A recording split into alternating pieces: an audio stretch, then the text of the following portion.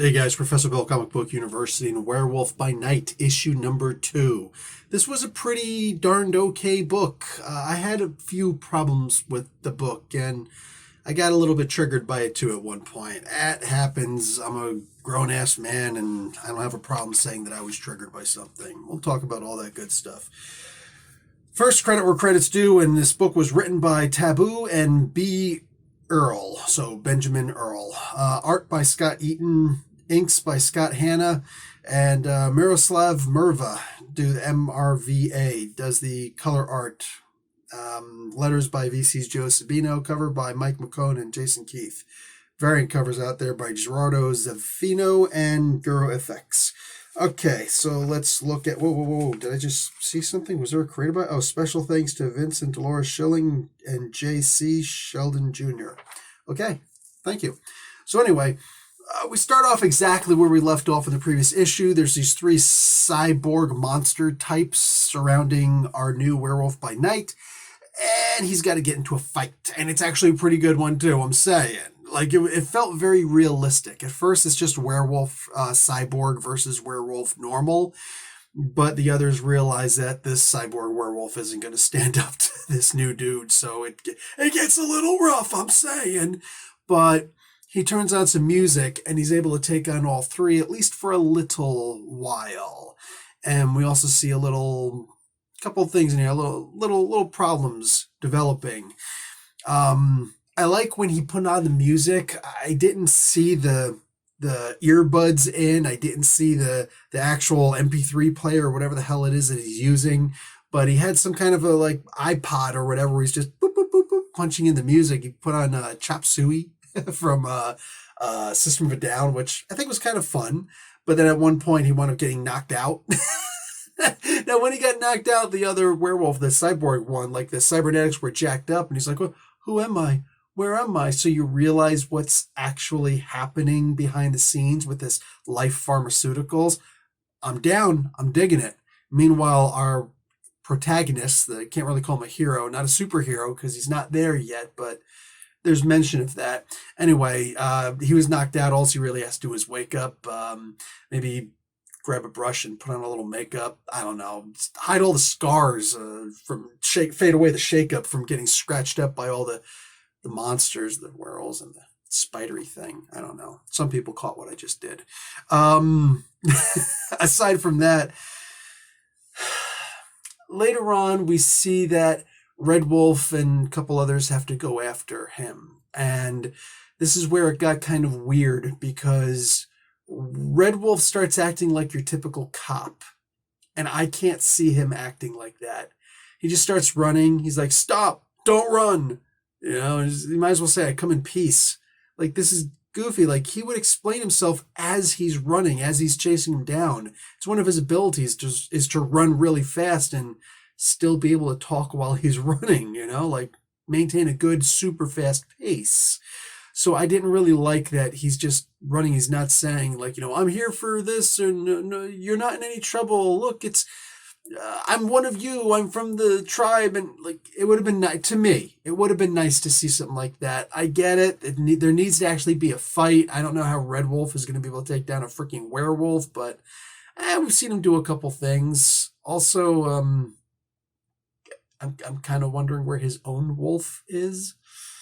So I know we didn't see it in the Occupy Avengers, but still, I don't know. There's just some things here where it seems like it's a writing to convenience. It's like, I need this to happen, so I'm going to dispel the reality of the character, fictitious character, albeit, but still, in order to get to this point. And I feel that it could have been done better. Whatever it is, what it is. I know that this is these guys' early works on comics. That I think that they've maybe between them got like 5 comics together total at best. Possibly less at this point, so whatever. It is what it is. I'm just pointing out the obvious in here. The part that I got triggered at, and mind you, this is for a very specific group of people, I suppose.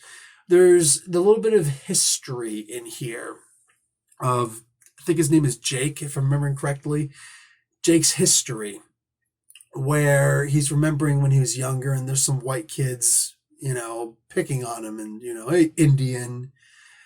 It's not like a totally racist, goofy thing because they do show images of his father beating up on some white guy later on. And it's like, wow, that's racist also. All of it's racist. But it's funny. He's, picked on for being a native.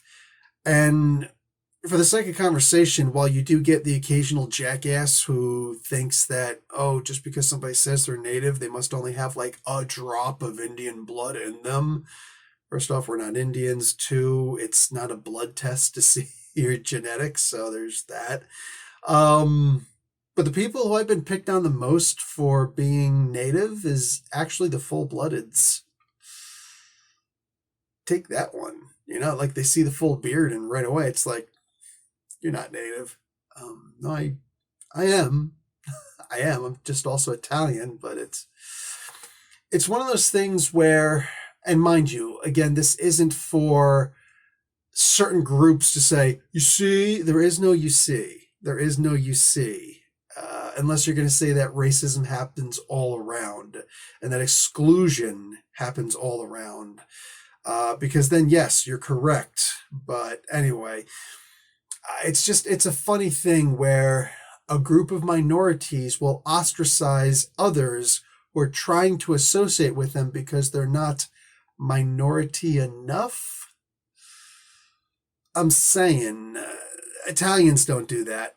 So, like, I don't know, a good way to not be considered a minority is to acknowledge that there are other people who decided to marry outside of the tribe. It happens. It happens. My grandfather did. And he was in a very loving and committed relationship. And it eventually led to all of my awesomeness. But it is what it is. Brothers all, right? Brothers all. Hope so. Anyway, if not, is what it is. I'd still appreciate if you liked the video and watch an ad. Aside from that, guys, this was a pretty darned okay comic book. Looks like we're going to get a good fight in the end. I think they actually had the next image on here. This could be fun. It could be. I just hope that it is. Basically, it feels like they're just making to sum this up, I feel like they're trying to make a new superhero in here, and I appreciate that. I do. So the making of a new superhero. I dig on that. What would also have been nice, though, is if everybody here wasn't brand new, aside from Red Wolf. It would have been cool if instead of these weird, life pharmaceuticals and these weird zombie-style whatevers that they got here, it'd be kind of cool if the Reavers were used instead. Or if maybe all of this led to Deathlock showing up, or an eviler version of Deathlock showing up. Like, there are other ways to do this, to incorporate, to bring in more characters, and actually have some fun with this. I hope that they do at some point, because there's a lot of potential with this book, and I'm really hoping to see that. I want to see this Jake guy actually learn. I want to see his path into transitioning to becoming a true superhero. Because I would like to see a Werewolf by Night, even if it's not Jack Russell Terrier. Oops, went too far with his name. I would love to see him actually moving on and being in the mainstream. And one of the only ways to really do that is to not leave him as some isolated being. Of course, then you wind up getting some other goofball writer who's just like, let's remember this guy in there. He's going to get smacked and knocked down by the Hulk or something. No, don't just dump on minor characters. Don't do that. Anyway, guys, I enjoyed this. I'll talk to you guys later. Again, like the video. Professor Bill, Comic Book University. Class dismissed.